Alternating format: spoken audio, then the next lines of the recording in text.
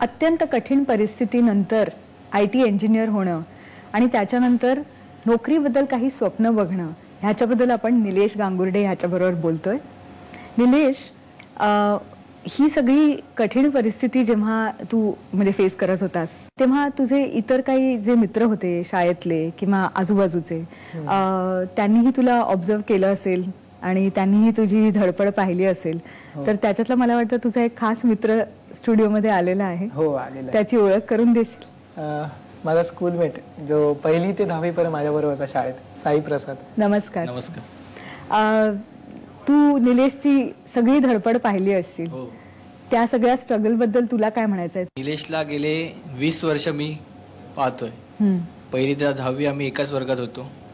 Municipal शाळेत शिकत असताना आजही आम्हाला अभिमान आहे त्या शाळेचा. आणि निलेशची सर्व धडपड नक्की कौतुकास्पद आहे. आणि त्यांनी जो काही निर्णय घेतलाय, आज तो शक्य BMC मध्ये आहे, computer engineer, not related in that situation, पण तरीही तो त्या परिस्थितीत झुंजतोय, ह्याचा आम्हाला अभिमान आहे.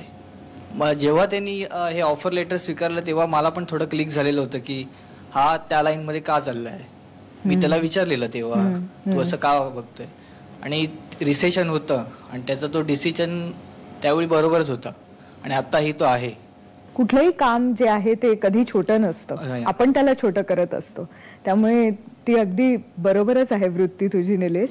पण नाही म्हटलं तरी एक काही जी वेगळी स्वप्न आपली असतात एवढ्या शिक्षणानंतर, ती आत्ता सध्या तुझी पुरी होत नाहीयेत एवढंच.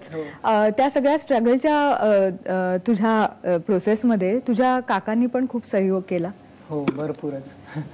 काका, निलेश बद्दल सांगायचं म्हटलं, त्याचा जो आम्हाला स्वाभिमान, खरा स्वाभिमान असा आहे की ज्या खडतर परिस्थितीतून त्याने शिक्षण घेतलं आणि जिद्द ठेवली आणि अशा याच्यातून तो असा कॉम्प्युटर इंजिनियर झाला, म्हणजे आम्हाला फार स्वाभिमानाची गोष्ट आहे. अशा परिस्थितीतून असे ज्यांच्याकडे पैसा आहे ते तर होतातच, सहज होतात. हो, पैसे देऊन होतात. हो, पण अशा परिस्थितीतून आईने बंगल्यात काम करायचं. बरोबर. वडील वारलेले, शिवाय आईचा ऍक्सिडेंट झाला, आई हॉस्पिटलला ऍडमिट आहे, आजी वारते आज, उद्या बहिणीचं लग्न आहे. आजीचा आज रात्री 9 वाजता मयत करतोय आम्ही, माझी आई, त्याची आजी. 9 वाजता मयत करून आम्ही सकाळी 11 वाजता तिची धाकटी बहीण जी म्हणतात शेवटची, तिच्या लग्नासाठी आम्ही 11 वाजता हॉलमध्ये उभे राहिलो लग्नासाठी. डिग्रीच्या जेव्हा शेवटच्या वर्षी माझ्या बहिणीचं लग्न ठरलं आणि त्याच काळात आई हॉस्पिटलला होती, ऍडमिट होती. आणि कॉलेज हॉस्पिटल करता करता अचानक बहिणीचं लग्न ठरलं. एक मोठी खंत काय होती की वडील तर नव्हतेच, बरोबर, आई पण हॉस्पिटलमध्ये होती. आणि अशा वेळी बहिणीचं लग्न जेव्हा ठरलं तेव्हा माझा प्रोजेक्टचा दिवस होता, BEचा. अच्छा. आणि आदल्या दिवशी माझी आजी आहे, ती अचानक तिला अटॅक येऊन ती वारली. आणि त्या परिस्थितीत सुद्धा मी आईला असं सांगितलं नाही हॉस्पिटलमध्ये, कारण ती उगाच शॉक घेईल म्हणून मी तिला सांगितलं नाही.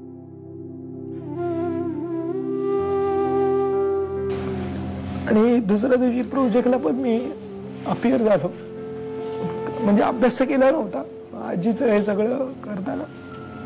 आणि प्रोजेक्ट अटेंड केला आणि मी बहिणीचं जे लग्नाचा विधी आहे तो फोनवर ऐकलेला आहे. फोनवर ऐकता ऐकता मग मी संध्याकाळी 4-4:30ला मंडपात पोहोचलो. नंतर 10-12 दिवसाने आईचं जरा काही तिचे इंटरनल प्रॉब्लेममुळे ऑपरेशन सक्सेस नाही झालं. बापरे. तिथे माझं जरा आणखी उदास आलं की सायन हॉस्पिटलला तर झालंच नाही. मग मी आईला घरी येऊन आलो. त्यानंतर आईला ही सगळी परिस्थिती कळली. पण नक्की त्यांचा अपघात कधी झाला होता, कशा पद्धतीने झाला होता? दुर्दैव माझं की मी आमच्याच एरियातल्या कोणाच्या तरी मैताला गेलो होतो आणि आई थोडी लेट झाली होती, कारण त्या मैताला आई आली होती. आणि थोडी लेट झाल्या कारणाने मालकीन जशी 12-12:30 झालं की थोडं बोलायची की लेट येऊ नको. बरोबर. त्या धाकात आई घाईघाईत निघाली आणि ब्रिज क्रॉस न करता रोड क्रॉस करून लवकर पोहोचता येतं. चढणं उतरणं थोडं टाळण्यात. म्हणजे रेल्वे क्रॉसिंग म्हणते? नाही ऑन द रोडच, पण त्याला फुटओव्हर ब्रिज होता. ओ अच्छा. पण ती घाईत असल्यामुळे तिने नेहमीची सवय तिने क्रॉस केलं आणि टॅक्सीने तिला धडक दिली. पण आईचा म्हणजे ऑपरेशनवर आणि अपघातावर बराच खर्च पण झाला असेल. भरपूर खर्च झाला म्हणजे, आणि विशेष म्हणजे ट्रस्ट मधून काही जमा केले होते. माझ्या मोठ्या मुलीच्या सासू सासऱ्यांनी दिलेले अच्छा हो पैसे. म्हणजे खरंच कौतुकास्पद आहे, कारण बऱ्याच मुलींचे म्हणजे सासू सासरे असतात ते सहभागी होत नाहीत माहेरच्या दुःखात, पण त्यांनी खरंच सहभाग दिला. माणुसकीच्या नात्याने आम्हाला भरपूर सगळ्यांनी मदत केली. मित्र असो, आत्या, मामा, काका, काकू आणि माझ्या बहिणीचे मोठे जे सासू सासरे आहेत त्यांनी पण भरपूर मदत केलेली आहे. आणि जो मानसिक जो आधार आहे, जे माझे भाऊजी आहेत किंवा भाऊ आहे, माझे चुलत, ते दुनिया म्हणजे जगासाठी असतील पण ते माझ्यासाठी अजूनही सख्खे आहेत. पण काका, तुम्ही अगदी अभिमानाने म्हणता निलेश इंजिनियर झाला, पण जेव्हा त्यांनी बीएमसीची लेबररची नोकरी पत्करली तेव्हा कुठेतरी तुमच्याही स्वप्नांना तडा गेला असेल. सगळ्यांच्या, आमच्या सर्वांच्या स्वप्नाला तडा गेला. असं वाटलं बा एवढं करून मग फायदा काय झाला. निलेश, तुझं काय मत आहे या सगळ्या बाबतीत?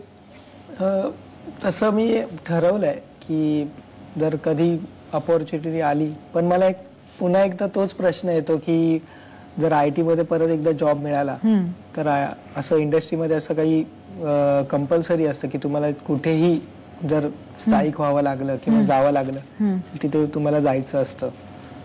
आणि ती गोष्ट मला पटण्यासारखी नाही, कारण आईची अशी परिस्थिती आहे की आता माझे काका काकू जे काही आहेत, माझे सोयरे सख्खे मंडळी, ते थोडे माझ्यापासून नाशिकला राहायला गेलेत.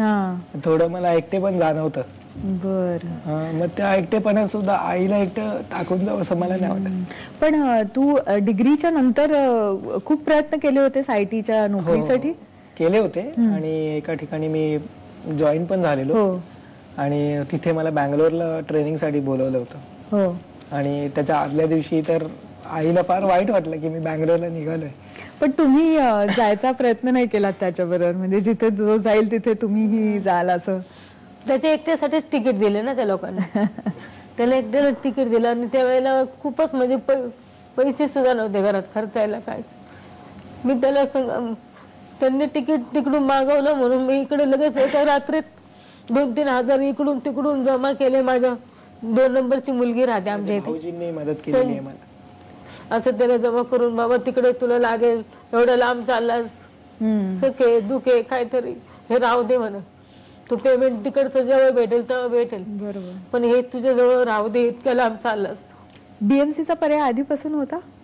नाही, डोळ्यासमोर नाही ऍक्च्युली वडील गेल्यानंतर अगोदर आईने असा थोडा म्हणजे हट्ट धरलेला की आता बीएमसीच्या नोकरीच्या मागेला, कारण वडिलांची अशी इच्छा होती.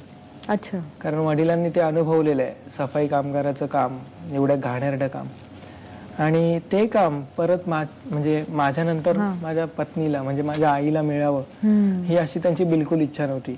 आणि ते नेहमी सांगायचे माझ्या आईला की माझ्यानंतर तू माझ्या जागेवर लागायचं नाही. अच्छा. आता तुम्ही सांगता का निलेशला दुसरी नोकरी शोध, का तुम्ही आता ह्या नोकरी बरोबर तुम्ही ऍडजस्ट केलेलं आहे? पण आता ही जर नोकरी सोडली, ती गव्हर्नमेंट जॉब आहे, सोडली तर आता त्यालाही नाही लागणार आणि ती अशीच जाणार. मी तर अपंग आहे. बरोबर. मग तुझ्या बहिणींचं काय मत आहे? कारण त्यांनी अगदी लाडानी तुझी नेहमीच मदत केलेली आणि पाठिंबा दिलेला आहे, तर त्यांचं काय मत आहे? बहिणींचं मत असंच होतं की निलेशने नेहमी आता एवढा शिकलाय म्हटल्यावर त्याने मोठ्या हुद्द्यावरच त्याने कामाला लागावं. तर मोठ्या बहिणीचं थोडं म्हणजे डिसअपॉइंटमेंट झाली तिला की काय आहे तू बीएमसीत लागतोय. तर मग मी तिला समजावलं की बीएमसीत लागल्यावर आता तुम्ही पण आईची काळजी घेताय, पण तुम्ही सासरी राहून आईची काळजी घेऊ शकत नाही. तर मग आई एकटी राहणं हे मला पण पटत नव्हतं आणि त्यांनाही पटत नव्हतं. मग मी त्यांना समजावलं की बीएमसीत राहून मी आईला वेळ देऊ शकतो आणि मुंबईतच राहीन मी. म्हणजे बीएमसीत असा रूल नाही की कुठे बाहेर जायचं. तर मग मुंबईतच जर करायचं असेल तर मुंबईतच आपण, आणि बीएमसीत राहूनच जर माझं जर शिक्षणाचा काही पुढे विचार केला गेला तर मला बीएमसीतूनही वर येता येईल असं मला वाटतं. कारण आता सॅप आणि IT सेल आलेले आहेत बीएमसी मध्ये. अच्छा. तर माझ्या अपेक्षा आहेत की इंजिनिअरिंग माझंच नाही, हा. माझ्यासारखे असे काही बरेच इतर इंजिनियर असावे, बरोबर. म्हणजे त्यांना पुढे बीएमसीत का होईना त्यांना तिथे वाव मिळावा. वा, पण सध्या किती पगार आहे तुझा सांगू शकतोस? म्हणजे तसं व्हेरिएशन आहे. अच्छा. तरी मी 10 आणि 11च्या अच्छा. मध्ये हातात ऍव्हरेज मिळतात. घेतो असं. बर, मंदी नसती तर IT मध्ये किती मिळाले असते? मंदी नसती तर IT मध्ये मला मध्ये मी प्लेस झालो होतो ऍक्च्युली डिग्रीच्या लास्ट इयरला. तर तेव्हा मला पॅकेज अनाऊन्स केलेला 2.72 म्हणजे 2,72,000चा पॅकेज वर्षाचा. बर, म्हणजे तेव्हा मला खुश झालेलो आणि हा. काही कारणास्तव रिसेशन पिरियड पण सडनली सुरू झाला. अच्छा. म्हणजे ती आणि- तेव्हा का नाही घेतलीस? म्हणजे अपॉइंटमेंट झाली होती, अच्छा. पण मला अपॉइंटमेंट लेटर किंवा जे म्हणतात ना डेट ऑफ जॉईनिंग हा, हा, हा. लेटर मला आलं नाही. ओ, आणि मी ते कारण जाणण्याचा प्रयत्न पण भरपूर केला. हा. माझे जे काही प्लेसमेंट ऑफिसर्स आहेत कॉलेजचे, बरोबर. त्यांना भरपूर प्रयत्न केला की साहेब अजूनही आलेलं नाहीये तर काय करू. तर मग त्यांनी सांगितलं की अरे त्यांचे काही कॉन्फिडेन्शियल रिझन असतात, अच्छा. मग ते डेट ऑफ जॉईनिंग नाही पाठवली तुला.